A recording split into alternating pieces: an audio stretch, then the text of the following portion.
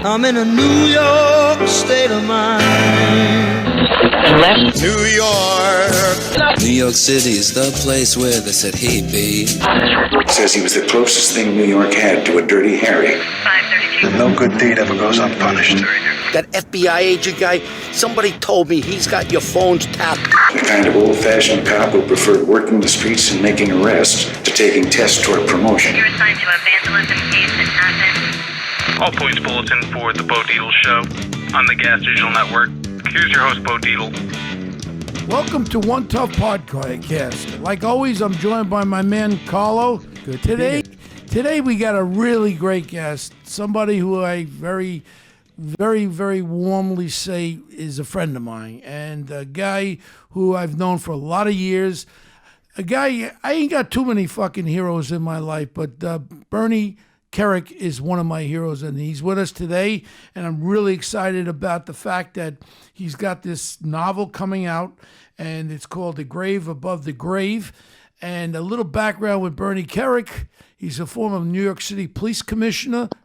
He also is a person who has been in the private security field, working in Saudi Arabia and in the Middle East, a security consultant, someone who's walked the walk. So I'm just really excited about the fact that he wrote a novel, and now I could read a novel from a person who's walked the walk, not just some novelist, penis-licking fucking writer. This is the man who's wrote a novel about facts of a incident that occurred. Bernie, I want to welcome you to the show, and welcome. Thanks, Bo. Yeah. Now, what made you decide to write a novel, Bernie? You know, what I mean, you have all the expertise in security and security assessments and everything else. Why do a novel? Well, this is my third book. My first two were bios, pretty much, and about a year ago, our friend, your friend and mine, Chris Ruddy from Newsmax Media, he said, listen, with all this stuff you've done in your life with, between the police department and living through 9/11 and the aftermath and working 4 years in Saudi Arabia, 5 years for the King of Jordan, for the Sheikh of Dubai and all these other guys, he said, why don't you do something, like a novel? He said, all that stuff rambling around in your head, he said, I'm sure you can come up with a good storyline and do something pretty worthwhile. So I sat down, put pen to paper, and here we are. You know, in your new book, it's called The Grave Above the Grave. That's Bernie's new book. It's a thriller about New York City Police Commission. I wonder who that was about. He's in the middle of a drama, and he takes out a cop killer it's unrelated, and all of a sudden the aspect of terrorism comes into play in your novel. And we all know, because every listener remembers seeing you with Mayor Giuliani when we were attacked in 9/11, and I remember seeing you down there too, and it's just a remarkable thing. I am really excited about reading this novel. I'm not a big novel reader guy, but I like to read a novel by someone who's walked the walk, like I said, and with your background, hadn't gone to Saudi Arabia and all that, your involvement in the Middle East and security aspects and all that, now you could bring the reader on the real inside. And you were involved also in Iraq, training the troops over there in Iraq to have them taking over the policing. Maybe, do you go into that in the novel? Why don't you tell us a little bit about what the novel, how the structure is? So here's the deal. It's basically about a New York City police commissioner, present day, who back in 2001 was a captain and precinct commander down in the 1st Precinct, which covers, as you know, the World Trade Center. So on September 11th, 2001, he responded. He was on the way to work, responded down to the towers. And during the course of dealing with that in itself, he realizes his wife was actually on one of those planes and is dead. So he has an enormous amount of hatred for the people that attacked our city. He has an enormous amount of hatred for the people that killed his wife. And now, present day, 17 years later, he gets a call in the middle of the night. He's got two cops shot in Midtown Manhattan, Times Square. One's dead, one's severe.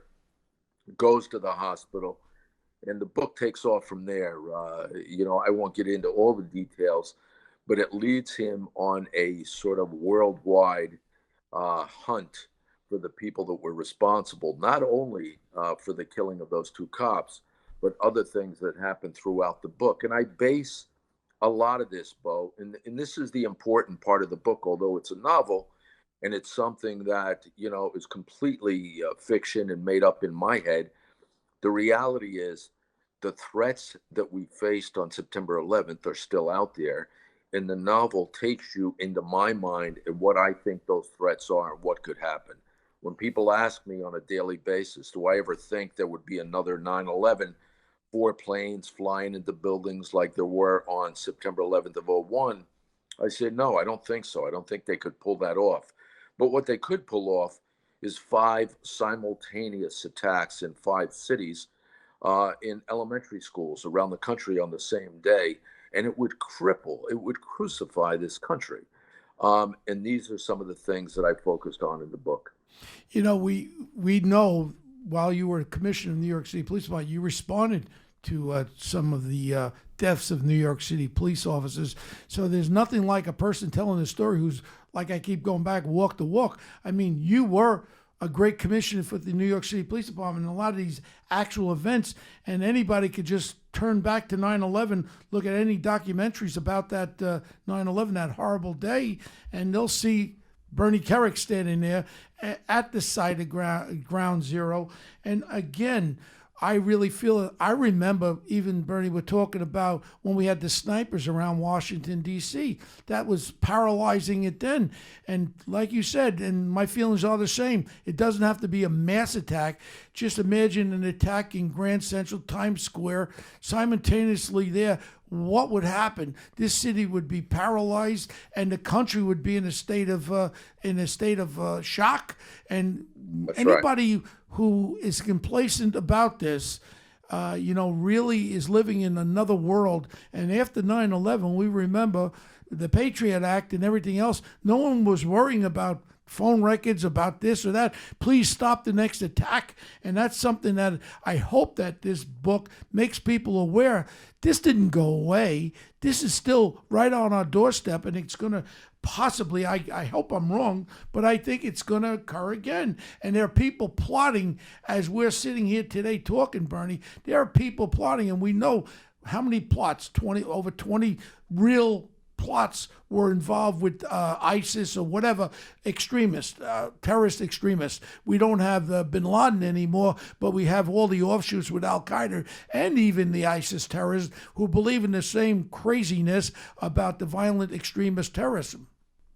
Yeah, you know what, Bo? I think there's a couple things that come out of the book, especially for cops. If cops pick up the book, they'll get some insight, some real insight to the New York City Police Department. They'll get some insight into the police commissioner's office, small things that nobody ever knows or pays attention to. You may know because you were a friend of mine, you were around back then. But, to get that call at 3:00 in the morning from your chief of staff, who basically has nothing else to say but, we've got 2 cops shot. One's dead, one's critical. Your car will be in front in 10 minutes. You're going to Bellevue. The mayor's been notified. There's this entire process and procedure that's in place. Who's picking up the families? How do they get to the hospital? Where's that come from? What happens next? What do you do with the DA? All this sort of internal one police plaza intrigue is tied up in the book. And then the second, I think, good part of the book for your readers, for people that would read this book, is that they get some insight in what the real threats are. And I look at these threats and I write the book from my mindset. My wife often says, you'd kill yourself if you lived in my head. That's because I know things that a lot of people don't know. So what I tried to do is educate the American public on how these guys operate, how they communicate, why they do what they do, their hatred for our country. And it's all tied up in this package of the novel. So I think it'll do well.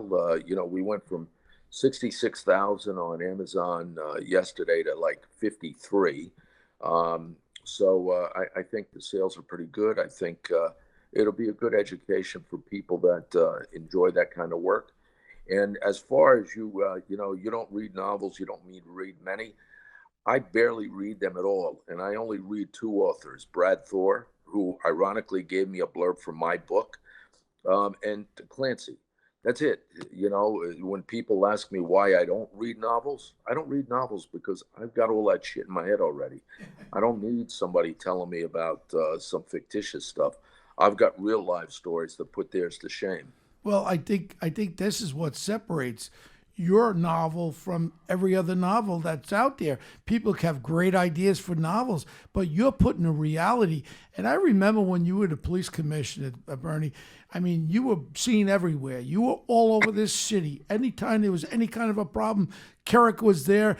And one thing that I do remember, every fucking cop loved Bernie Kerik because you were a cop's cop. You were a uniform cop that was able to work his way. I'm really so proud of what you did in your life, going from a detective up to the police commissioner of New York City. And to me, again, Bo Dietl don't have too many heroes, but Bernie Kerik is one of his heroes to excel the way you did. You were one of the most loved commissioners that this police department ever had. And because you could recognize the beat cop, the uniform cop, the detective, what they're going through. And you gave a thing about that. You showed them your support. You wanted cops to get involved in things. You wanted cops to pull that car over if it looks suspicious. Don't worry about the fucking civilian complaints, because I had 40 fucking civilian complaints. I was never founded by anybody. But you know yourself, the active guys or ladies are the ones that get in trouble. And today, with this atmosphere, what's going on, when you got people walking into precincts telling cops, I'm going to fuck you in the ass, go fuck yourself, what are you going to do about it? I mean, and no one's doing anything. They're taking the heart and soul out of the people that are out there. This is our first line. That's the difference between cops not wanting to get involved because they're going to get in trouble, Bernie, and that car that could have a couple of terrorists in there. If you just pull the fucking thing over and you question, you see somebody acting nervous, and you were a great detective. You know when someone's doing something wrong. It's a sixth sense, and that you have to fine tune. And the reality, you put this expertise into the novel. Man, I can't wait to buy it. I'm buying one for fucking Joe Grano. He's going to be in Lake Como, and he loves to read books. This is one book I'm buying for him so he can read it over in Lake Como, because to me, I really don't look forward to too much, but I'm really looking forward to reading this novel. I'm going to be going to Capri, and I'm going to take this book on the plane. I'm going to read this book when I'm in Capri, looking at that beautiful blue water over there. But again, you being a cop's cop, you having the respect of all the cops on the department, what do you feel in today's environment? I mean, with fucking Big Bird there, who, I've called him a fucking criminal creep right to his face, and he runs away from me, fucking de Blasio. And with all respect to O'Neill, I think O'Neill has a great heart, but he only has enough of heart where he has to do what fucking Big Bird tells him, and he can't be his own man, because we know it'll be a matter of time. Maybe Charlene de Blasio says, we don't like O'Neill anymore, and O'Neill will be out the door. How do you think it would be to work for this fucking communist current mayor right now? Well, I don't know how it would be. I wouldn't do it. I couldn't do it. I will say I was lucky enough to work for Rudy Giuliani, who basically, from a police and correction perspective, I ran Rikers for 6 years. Yeah, they want to move Rikers. How about fixing the problems of the inmates instead of moving the problem to the fucking boroughs? Keep going. I'm sorry. So I worked for a guy that if you went to him and said, look, I need resources to do ABC, you got the resources, and he didn't interfere with what you were trying to do, because he knew, it was his policy. It was his thoughts initially from taking on the mayoralty in the city. Nobody's coming to work, visit, live, or go to school in a place where they don't feel safe. So you have poverty and you have all this other stuff going on, but you know what? It's not going away until you reduce crime. So his first and foremost ambition at the time was reduce the crime, knock it out. And for every percentage point that we did, we saw increases in economic development, real estate value, tourism, reductions in welfare, and other things. So I worked for a great mayor that did great things for the city. I couldn't work for the mayor today. I wouldn't. And as far as the cops go, listen, I think the cops liked me because one, I came from the field. I was a highly decorated New York City detective, gun battles and all that stuff. I would do things to show them that I was there with them, that I would support them. And I'll give you one example, Bo. I think you know this, but for your listeners, I think this is pretty interesting. Joe Viggiano was a cop that was killed on September 11th. And he was a highly decorated New York City detective. He was assigned to the emergency service unit. He had been involved in 2 prior gun battles, shot 5 different times during those 2 gun battles. Well, about a month and a half before September 11th, I promoted him to second grade detective. And he came down to my office and he sees a picture of me hanging on the wall. And in that picture, I'm rappelling out of a helicopter. And he says to me, he says, "Commissioner, is that you?" I said, "Yeah, that's me about 25 years ago." He says, "Yeah." He said, "Well, listen, every Saturday we go up on the Brooklyn Bridge and we go to train all the emergency service guys. And both to walk up the Brooklyn Bridge, you got to walk up one of those, Catwalk. the catwalk, the 2-foot round pole. That's what you walk on to get to the top of the bridge." Mm-hmm. So he says, "You should come up there and walk with us. Come up to the top for breakfast." I said, "Why?" I said, "Why would I do that?" He said, "Well, you've done it before." So I kind of laughed it off. I blew it off. So he was walking out of my office and he gets to the door and he says, "Well, listen, I just thought I'd ask." He says, "We've asked the last 3 or 4 police commissioners. They never have the balls to do it." And as I went out the door, I thought, damn, okay, you had to put it that way. So on Saturday, I suited up. I put on BDUs. I went down, put on some gear, and I actually walked to the top of the Brooklyn Bridge with ESU. And within probably about an hour and a half after I came down, John Picciano was my chief of staff. He called me up and he says, "Hey," he said, "did you walk up the Brooklyn Bridge today?" I said, "Yeah, this morning. Why?" He says, "I must have gotten 60 calls today from PBA delegates all over the city asking if it was true." And I said, "Yeah, tell them it is true. I'm not going to ask these cops, these men and women, to go do something I would never do. If they can do it, I'm going to do it."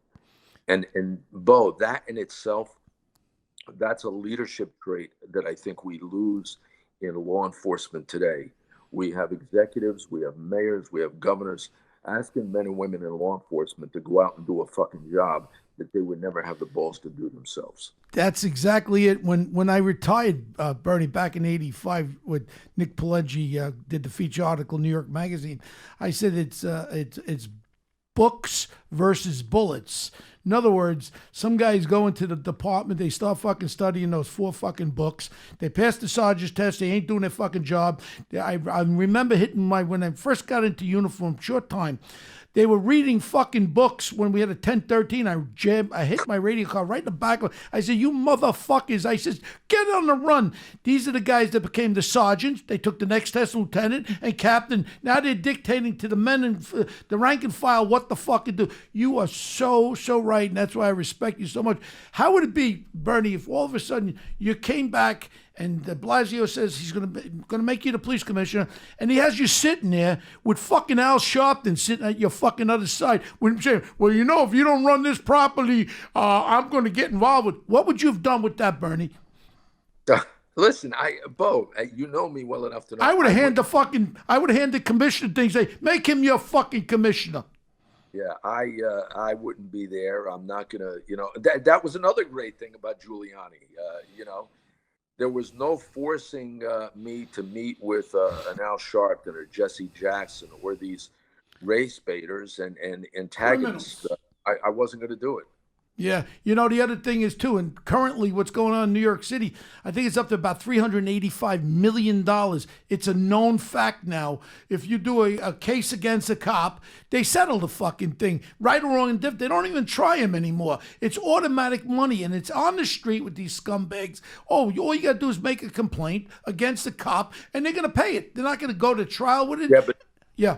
I'm going to tell you something, Bo. The bad thing about that, the really bad thing about that, it sets a precedent that the thugs in the street knows they can get away with it. Right. They know, number one. And number two, it whether they think it does or not, it actually goes on the cop's record. So somewhere down the line, if that cop gets jammed up or something happens, you know, the press and the media is going to portray this guy is a really bad guy because he had a problem in the past, and the city settled that issue. Settling the issue usually is a sign of guilt. Even when the guy didn't do anything wrong, they should have fought these things out. Giuliani would not settle anything until it was completely exhausted. That's what Only should be. if they thought they were going to lose that case, that's when they would settle. Other than that, you shouldn't stain or impugn the integrity or the credibility of these cops by settling things like that. You should not do it. And then when you get, civilian complaint, I was the recipient of 40 civilian complaints very fucking proudly. I was never substantiated with any of them, but I'm just wondering, I'm sure if they had computers, it would be on my record. And I'm very proud of every one of my fucking civilian complaints. And again, Bernie, I never killed no fucking body. So that's that. When we did that investigation, me and Tommy Colleran on the nun rape back in 81, we did it on our own. We worked together, me and Tommy. They had 200 detectives. We weren't part of the detective division. We were anti-crime detectives, so we were just schmucks, in other words. We weren't the pinky ring guy. And then this one guy that we had interrogation, we caught him in New York. We got one in Chicago. All of a sudden, I kind of blacked out. I was up for 4 days, Bernie. And then he goes like this, and we knew we had the right guy. They stuck brooms into her vagina, carved 27 cross, urinated, and left her for dead. And then all of a sudden, this young man says, "You know what? I don't like you. Why don't you go fuck your mother?" I was like, he didn't even know my mommy. Why would you say that about my mommy? And allegedly, I cracked him in the fucking jaw. I broke his jaw. He sued me for $40 million. Never, ever found it. But to this day, again, I will admit, I punched that motherfucker. He didn't know my mother, and he shouldn't talk that way to me like that. And you want to know something? When that nun was being raped, she had no recourse. And sometimes you're a human being. You're a human being. And if I had to say I did it, I would admit to it. I'd say I blacked out, and my right hand just fucking clocked him when he talked about my mommy. And that would have been the thing. I tell every cop, whatever you do, we used to have the old big radios. Used to hit a guy with a radio.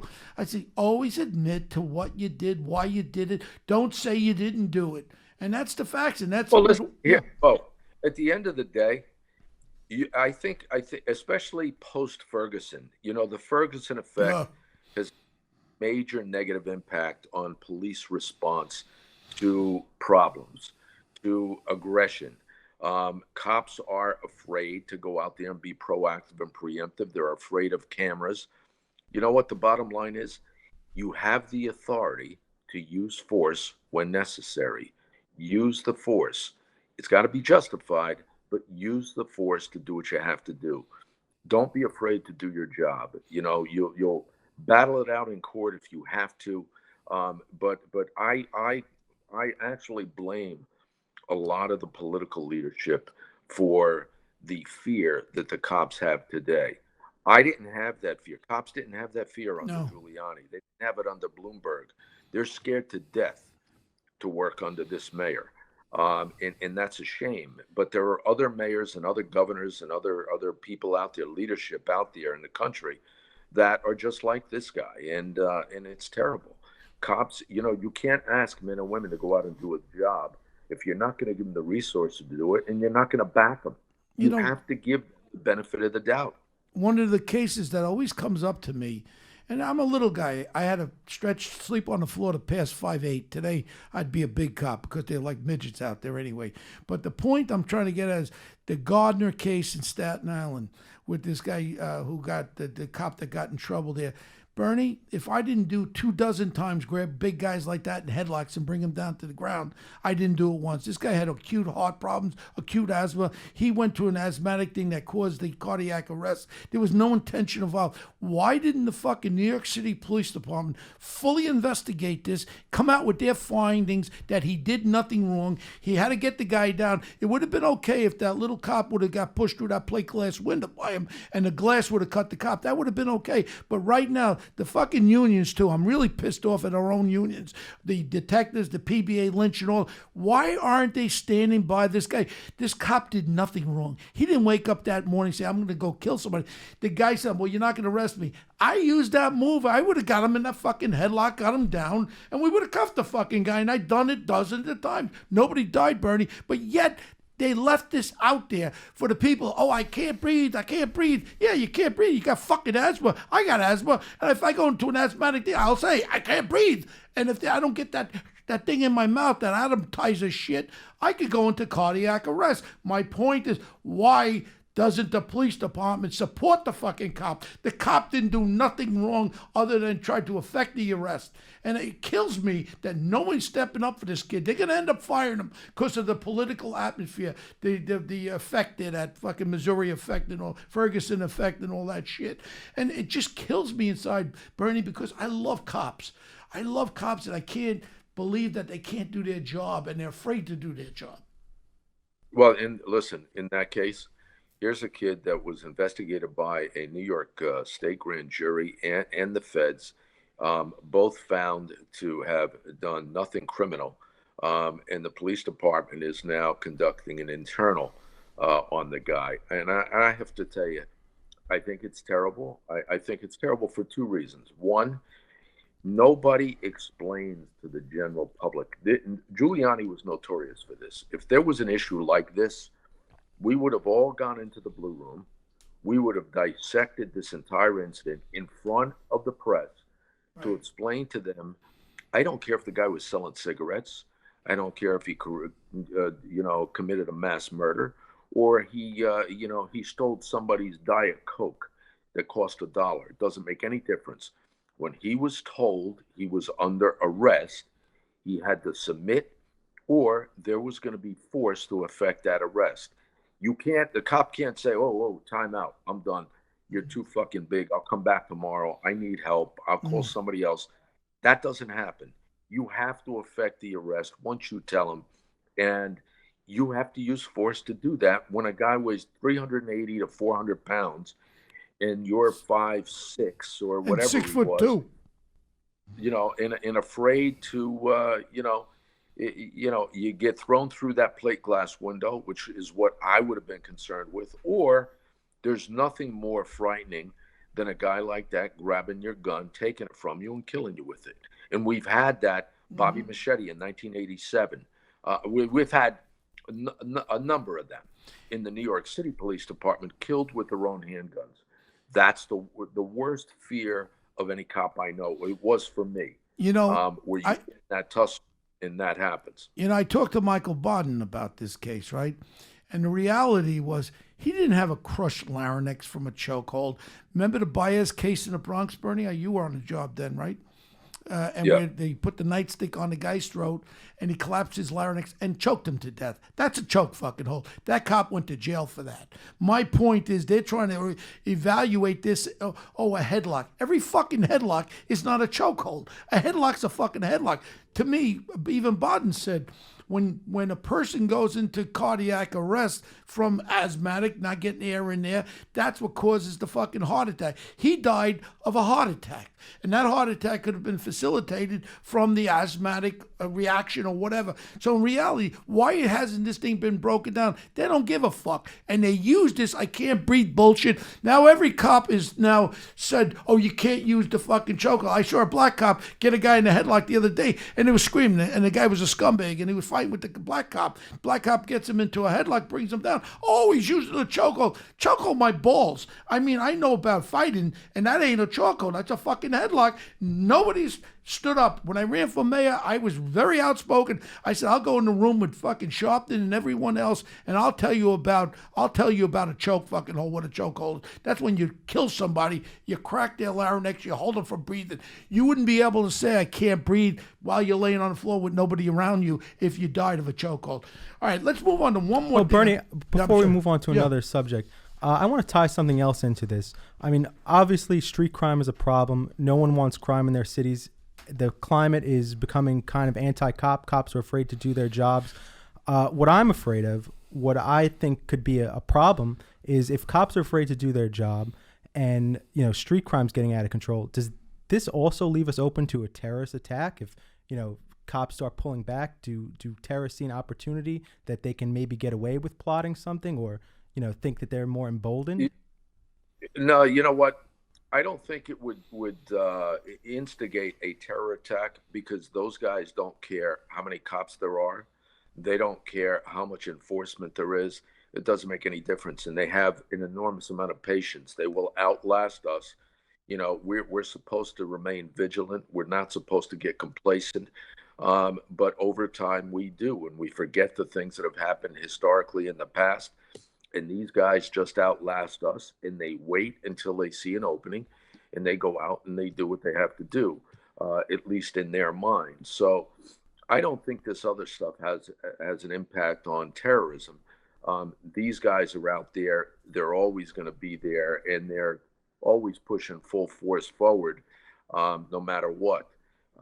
But I do think, I strongly believe what Bo was saying, that this Ferguson effect has a major negative impact on policing around the country. And it has, that in itself has major impacts on cities like Detroit, Chicago, Baltimore, New Orleans, St. Louis. And I just want to clarify one thing. Every one of these cities that's run by a Democrat, every one of them, they will complain and scream and yell that it's socioeconomic, that it's poverty, you know, because, you know, fatherless kids, they'll blame race. They blame everything under the sun. The bottom line is, none of that stuff is ever going to get fixed if you don't address crime, because nobody's going to build a business, create a business in a place where they don't feel safe. Nobody wants to move into a community where they're not going to be safe. So nobody's going to go to work, live, visit, go to school in areas like Chicago's South Side if it's not safe. So you have to fix crime. Don't say it's all that other stuff and we have to fix that first. No, you got to reduce crime first. You have to make it law-abiding so that good people, decent people will move into those areas. You know, go ahead, bro. What were you? You know, Bernie, I was a Fox News guy for 12 years with over there on Fox News, and we were talking all the time about what was going on with Chicago. And I said, the answer's right in front of us. And I reached out to the president on what I'm going to say. It's a very simple equation. You use the federal RICO. You send your undercovers in there, 3 or more involved with shootings, robberies, or drug deals, and then you get warrants. You round these motherfuckers up. And, you know, there's no reason in the world. No one cares. Black lives don't matter in Chicago when you have a 7-year-old little girl sitting on a porch getting shot in the fucking head. And I just get me pissed off, this fucking criminal Jesse Jackson, that other fucking skinny punk, Al Sharpton. Why don't those lives mean? The only time it means anything is when there's a cop involved with a questionable shooting or something questionable on a videotape. My whole thing is we can stop that violence in Chicago if we utilize, and you've worked with the federal government too in all your your law enforcement. Please. Well, Rahm Emanuel intentionally and willingly refused to ask the President of the United States, refused to ask President Trump for assistance. And I'm going to tell you something. You could take the FBI, the U.S. Marshals, DEA, and the ATF, flood them with a federal task force, have federal days like we did up in Washington Heights to clean it out, lock these guys up on federal charges, institute RICO charges, and I promise you, It'll stop. you would reduce the violent crime. It would stop. They just refuse to do it. Why they refuse to do it, I don't know.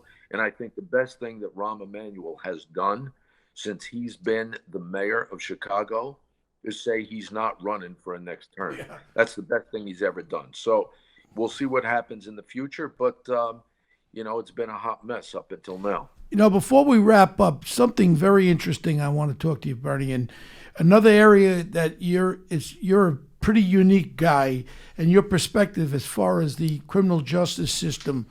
And we all know that you actually were incarcerated for almost 4 years.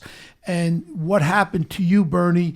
Now you have a different perspective. And I'll be very honest, before you answer this question, me as an ex-cop, detective, whatever the fuck I was, I feel the same way. I mean, I believe in rehabilitation. I believe in giving people chances. And in reality, I'm not talking about the violent scumbags. I'm not talking about the cop killers like the killer of this scumbag Herman Bell. I'm not talking about the guy I locked up killing 10 people who's fucking out now, probably the mayor of a city in America somewhere. I'm talking about your insight with the criminal justice system. I'd like to know a little bit more about that, Bernie. That's pretty far ranging. Okay, first and foremost, I don't think there's any more threat to a democracy like ours than a government that weaponizes its criminal justice system to target people politically, like they did to me, like they're doing to General Flynn, like they're doing to the President of the United States. Anytime you weaponize a criminal justice system of a government to go after people for selective and political reasons, it's wrong and it's dangerous. In our case, it violates what the founding fathers wanted to create. Absolutely. So that's my first pet peeves. Secondly, prison is for bad guys, bad people that do bad things. But we're putting commercial fishermen in prison, in federal prison, for catching too many fish, or catching the wrong kind of fish, or catching lobster with the wrong kind or wrong size of tail. We're putting people in prison for selling a whale's tooth on eBay.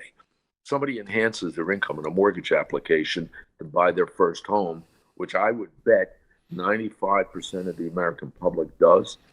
They're going to federal prison. You know what? These are civil and regulatory issues. They should be addressed in just that way, because here's what's happening. You're turning all these people that are in violation of regulatory and administrative and civil violations, you're turning them into convicted felons. And you're creating a permanent underclass of American citizens by the millions in this country. And the problem with that is they have no workability after they get that conviction on their record.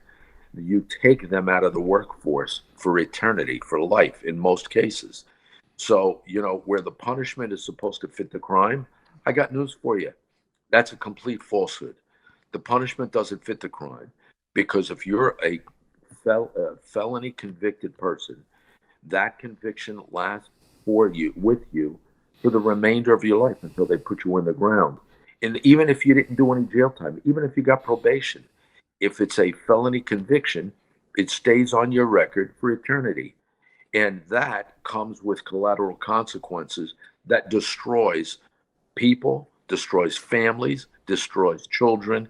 And I think it's wrong. And I think it has to be fixed. The unfortunate thing for us is we have a completely incompetent Congress. Both sides, there are a bunch of boobs that can't work with each other.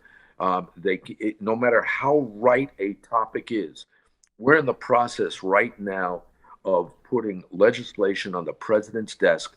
This president said he would sign the First Step Act, a bill created by the House on criminal prison reform. And these guys have been fighting to get this done for 8 years. They now have a president that said he would do it. They can't get the bill to his fucking desk. Come on. You know what? I'm sick of the politics, and it's one of the reasons that I support Donald Trump.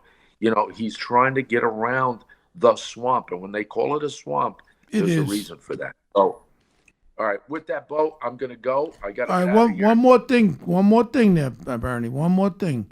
Do you know that scumbag up in Westchester, that AUSA? What was his fucking name? What was his name? You can remember. What was his name? Jacobson. Right? That cocksucker had me up there a week before Christmas. He made me go up there. He told me about a party. I said, first of all, Bernie Kerik, I respect, and the other person I respect. I said, you bring me up here a week before my holiday of my Christmas. I said, you're a fucking scumbag. I said, you want to put me in a federal grand jury? Put me. I will never lie. You put me in. And the FBI agents were sitting there laughing. He couldn't get me out of the room fast enough. I never heard from that cocksucker. He's the motherfucker that went after you. He is the guy that went after me. I'm going to tell you something. You know, I'm good friends. We both are with Sylvester Stallone.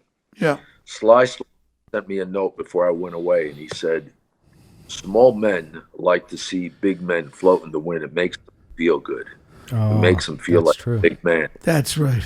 And that's what these guys are. And you know the funny thing is, that's why. Hold on.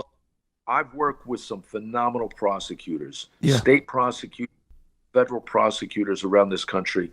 They are people that do God's work, but there is a select core group of U.S. prosecutors that think they're above the law and they can break the law to enforce it. And they go out and they intimidate people. They threaten their families. They threaten their friends. They threaten their fathers and their children. They extort testimony from people wrongfully. And I just think it's wrong. That is not the country we're supposed to be living in. Well, Bernie, we're going to wrap it up, but I'm going to tell you something. That fucking Jacobson wears fucking diapers, that fucking pussy. And you know what? He's not a man, because he met a man with you and was very jealous to be in the same fucking room with a real man, and he's a pussy, and that's the way I feel about him. Okay, let's wrap it up, Bernie. First of all, like always, you're one of my great friends, and you'll be my friends till my last breath. We got to get everybody to go out there, and I'm going to buy the fucking book because I'm going to give it as gifts. The Grave Above the Grave. Who puts it out, Bernie? Humanex puts it out, and it's at Barnes & Nobles. It's on Amazon. It's all your local bookstores. So I'll put the link out to. Yeah, I don't recommend. This ain't one of these book recommended things. I tell you personally, I am excited about the fact that I'm going to read it, because now you're not going to be reading fucking fudgetation. This ain't about fucking Star Wars. This ain't fucking that little R2-D2 and all this fucking bullshit. This is life written by a man who lived it, walked the walk. Bernie Kerik, I'm very honored and very proud to say you are my friend. I'll be your friend. And you know when I want to be with you too? When that fucking pardon comes down from this great president for you, I want to be there. We're going to celebrate. We'll go up to Rayo's. We'll have a fucking party. We're going to celebrate that, because that pardon will come down. Because I know this president. I'll believe it when I see it. Well, all I can say is this president knows. Let me hit on the pardon thing one time, man, because I got to get this out. You know, I did apply for a pardon. I applied for a pardon. You deserve it. Go ahead. Under President Obama, we listed all of my public service for 30 years, and he basically pardoned and commuted sentences for about 240 people that had violent gun stuff and a terrorist and a terrorist that was involved in bombings, and a traitor that leaked thousands of classified documents, and they never even entertained my doc, which I found pretty strange.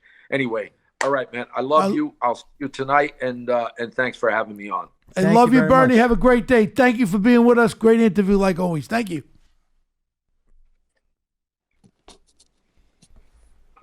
All right. So we heard it from the man himself, Bernie Kerik, the great commissioner of the NYPD. He's got his great new book out, The Grave Above the Grave. I can't wait to read it either. It sounds like it's a great pulse-pounding thriller, and who knows, maybe it'll come to the big screen one day. So you've heard it here. Thank you very much for joining us for another episode of One Tough Podcast. As always, we like to wrap up with our segment, Punk of the Week. Bo?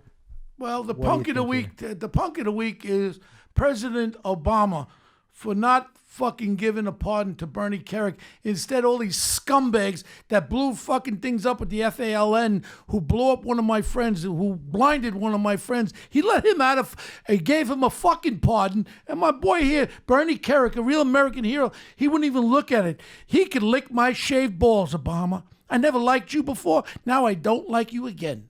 All right. So, Obama, if you're listening, you know how Bo feels about you. And President Trump, if you're listening... Yes, I don't want to say I guarantee you, but I'm really involved. To me, to get Bernie this pardon is going to be something that I'm going to be working at, because if anybody deserves it, Bernard Kerik deserves it. He made a fucking mistake. We're giving violent felons fucking pardons. This man was service to our country for all these years. He deserves the pardon. Please, President Trump, do the right thing, please. It far outweighs what he did. You know, his public service is tremendous. He's a true leader, a guy that led from true the front. Hero. You know, he was not afraid to get his hands dirty and went out there and was in the streets. Great interview, which, huh? Yeah. Great interview with him, Carlo. Every police officer knows that Bernie Kerik had his back. We support cops on this show. You know, we're there for you. And, you know, we just don't support cops. We love cops. We love but cops. we support criminals, too. Good criminals that commit white-collar crimes and get fucking caught. We give them a little break, a little finzies. You know finzies? You know what finzies is? Yeah. Give them finzies. You know, there's good criminals and there's bad priests. Right. We don't know what's going on with and this there's world. good criminals that give money to charities. I like those criminals.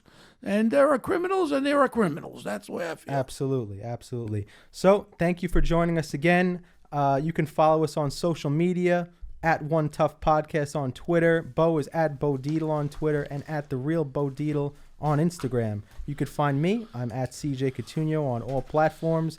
We're pumping it up this September. We got a lot of great guests lined up, so stay tuned. It's amazing things happening. We cover everything. We cover news. We cover entertainment. We cover the whole world. So and if people have ideas who they want me to rip into the show, I'll bring. If I could get that scumbag that was cursing at me the other night when I was eating dinner, I'll bring that motherfucker, that street scumbag here. But I got to be honest with you, I don't want no cameras on because I may have to punch him out in the fucking room here. Okay, so we'll make sure maybe he takes his Thorazine or something. So we are still giving away signed copies of Bo's book to one reviewer every week. Thank you so much for all the likes and shares and reviews. And keep them coming, and you'll have your chance to win a copy of Bo's book. So this week, we have Steve from Manhattan. Steve, we will be sending you out the book shortly, and thank you for your great review. Please spread the word. Spread the word, and you can find us on Gas Digital. If you want instant access to HD video, live chat, forums, and archives of all the shows on the network, sign up at gasdigitalnetwork.com and use our code OTP. And please keep sending your questions to us. We love hearing from our audience, and we love to cover what you guys want to hear. Email that to onetoughpodcast@gmail.com, and we'll see you next week.